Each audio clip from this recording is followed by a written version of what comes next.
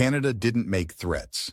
There were no angry speeches or dramatic announcements. Instead, they made a quiet move, a series of new laws passed without much noise. But what followed was nothing short of a ripple effect that turned into a silent storm. Within just 6 weeks, something strange started happening. From Florida to Texas, Michigan to New York, industries began to feel an invisible pressure. Tourism numbers dropped. Agricultural goods sat untouched. Border trade grew slower by the day. Towns that once thrived on cross-border exchange began to feel abandoned. But this isn't your usual trade war. This feels more like a cold, calculated surgery. No blood, just a slow, silent bleed. And perhaps the most chilling part? Washington hasn't said a word.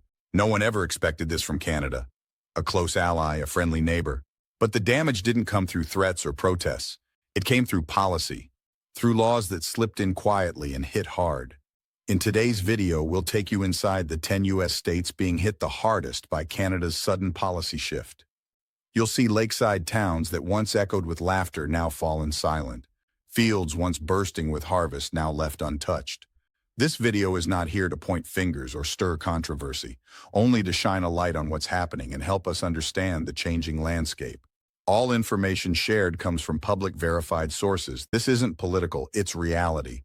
And if your state is on this list, ask yourself, have you felt the change? Let's begin with a place rarely seen in the headlines, North Dakota. A quiet, steady state, where life moves at its own calm pace, is now on the front line of this invisible economic shift.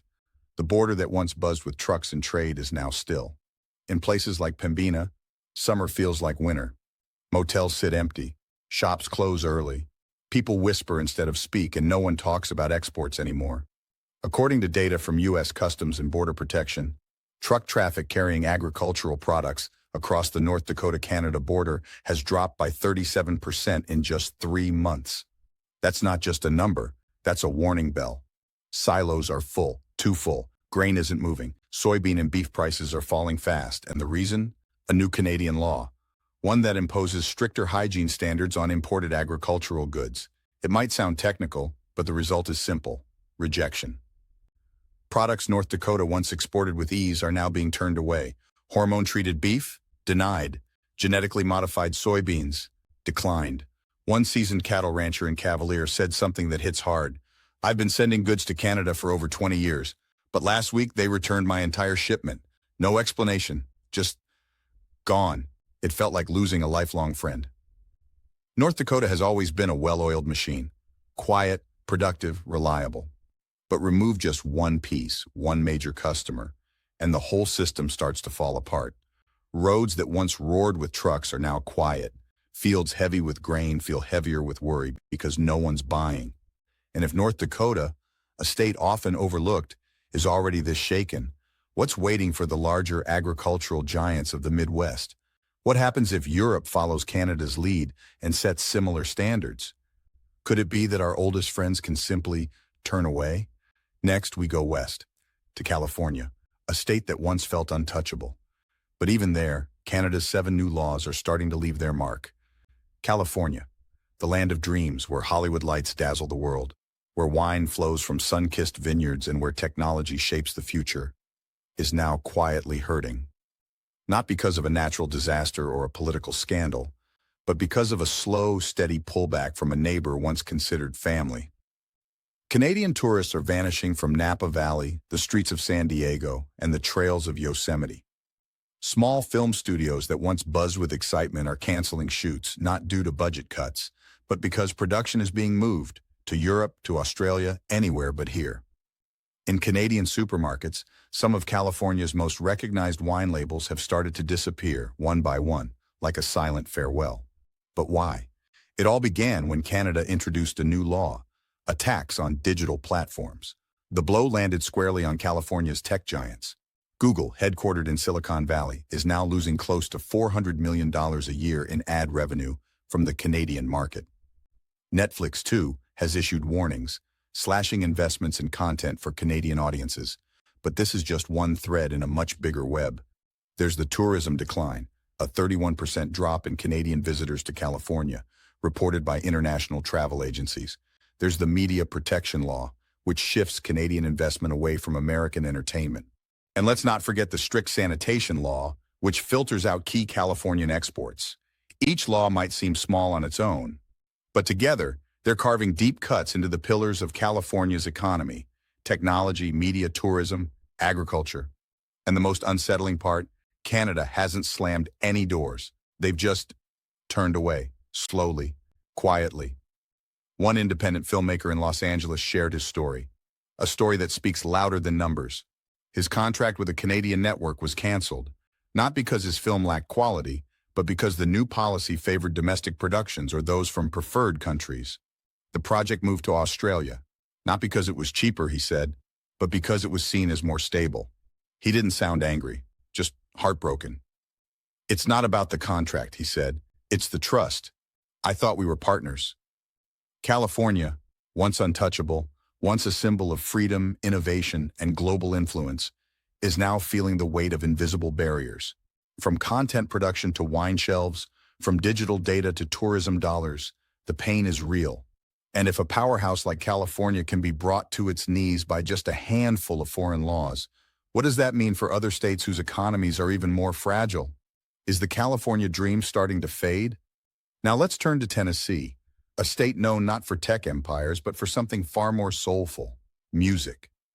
Nashville, the heart of country rhythm, a place where melodies once spilled into the night air, is falling silent. And the reason is just as unexpected.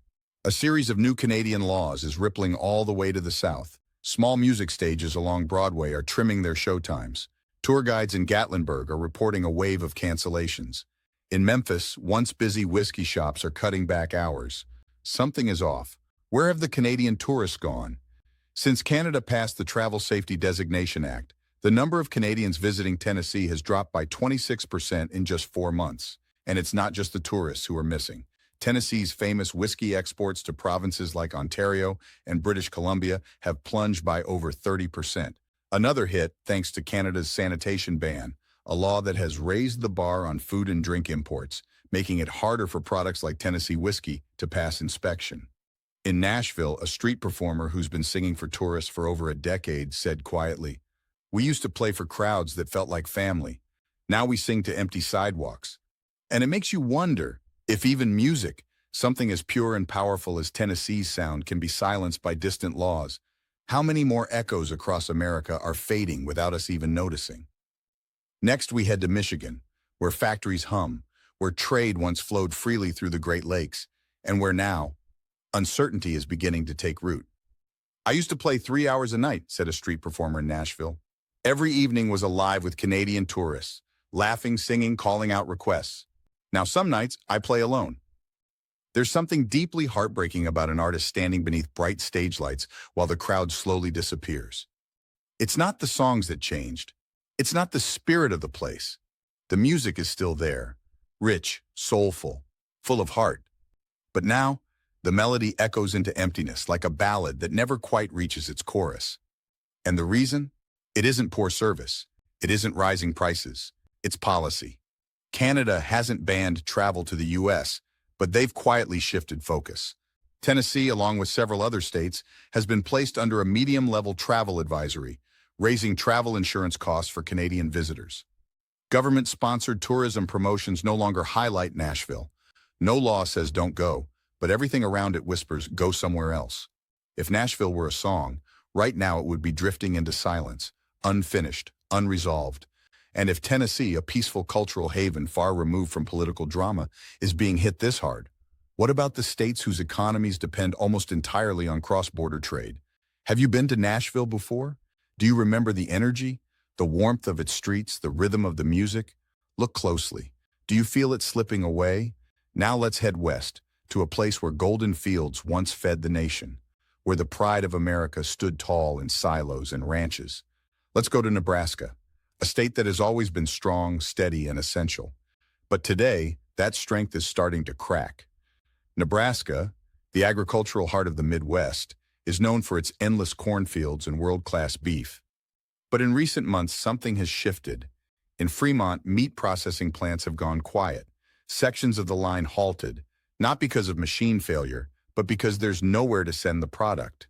Beef containers, hundreds of tons, have been returned, not sold, not spoiled, just rejected.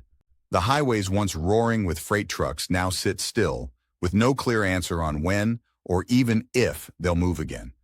What happened?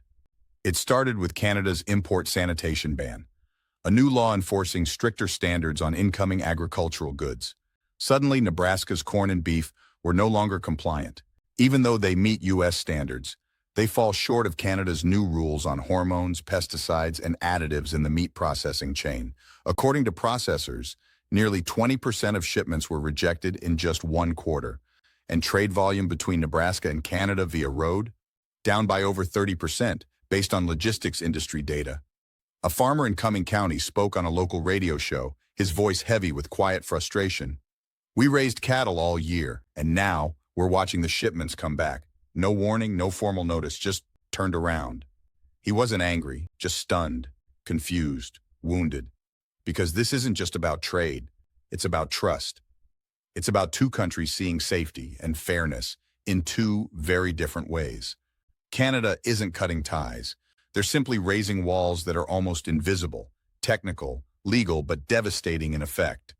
Nebraska is like a train, one that's run smoothly for decades on the same tracks. But now the destination has changed. A new wall has gone up. The train hasn't crashed. It hasn't derailed. But it's come to a halt in the middle of an open, windswept field. And no one knows when, or if, it will start again. Next, we head to Michigan, once a titan of industry, and now facing an economic chill rolling in from across the Great Lakes. If farmers in Nebraska, known for their steadiness, discipline, and deep-rooted relationships with Canadian buyers, are now left watching their shipments return and their profits vanish, what chance do smaller, more vulnerable agricultural regions have? What happens if this quiet shift in foreign policy doesn't stop here? Could a few new laws really bring the U.S. agricultural engine to a halt? Now let's travel to Minnesota, the land of 1,000 lakes, snow-draped winters, and peaceful border towns. A place that has always shared a warm, cooperative relationship with Canada. Shared water, shared trade, shared summers beneath the pines. But even here, the calm is beginning to crack. The changes started small. Then, all at once, everything began to slow down. Electricity prices in Minnesota's northern regions have surged, up to 20% higher during peak hours. Campsites that once overflowed with Canadian families are now half empty. And manufacturers of industrial equipment? Many have been forced to delay shipments, their goods stuck in border inspections that suddenly take much longer than they used to.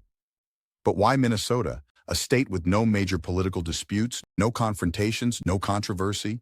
It all traces back to a quiet but powerful new Canadian regulation, the Energy Export Licensing Act.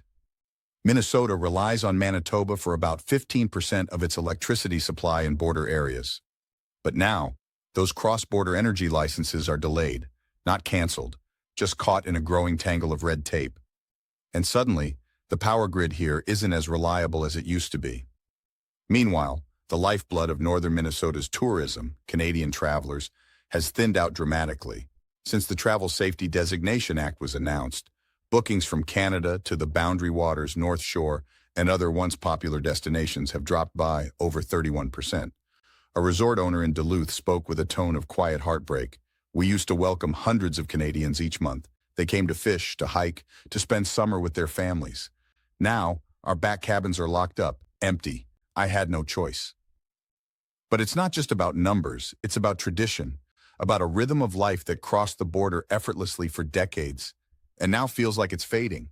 He added, "What we're losing isn't just income, it's the connection we had with people just a few hours away." Canada, under these new policies, has begun to prioritize energy exports to countries with what they consider stable trade partnerships. The U.S., caught in repeated retaliatory tariff disputes, no longer sits at the top of that list. And as political friction builds quietly, tourism, energy, and trade begin to freeze, just like Minnesota's winter lakes. But here's the difference. This isn't a peaceful stillness. The surface may look calm, but beneath the ice, the current is shifting, fast.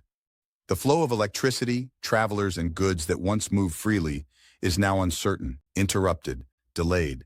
And if a state like Minnesota, peaceful, dependable, and not a central player in global politics, can still be so deeply shaken, what does that tell us about the future of every other state in this fragile, changing relationship?